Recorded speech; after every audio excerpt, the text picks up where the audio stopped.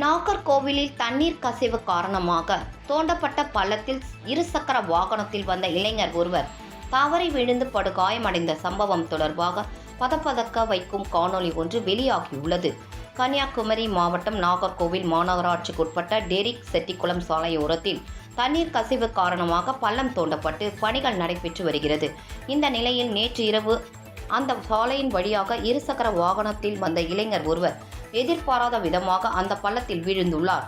இதனை கண்ட அக்கம் பக்கத்தினர் உடனடியாக அந்த இளைஞரை மீட்டு அருகில் உள்ள மருத்துவமனையில் அனுமதித்துள்ளனர். நாகர்கோவில் மாநகராட்சி பகுதியில் பல்வேறு காரணங்களுக்காக தோண்டப்படும் பள்ளங்களை உடனடியாக மூடுவதில்லை எனவும், இது தொடர்பாக எச்சரிக்கை பலகைகளோ தடுப்புகளோ வைப்பதில்லை எனவும் குற்றச்சாட்டு எழுந்துள்ளது. இந்த சம்பவம் தொடர்பாக பதப்பதக்க வைக்கும் காணொலிகள் தற்போது வெளியாகியுள்ளது.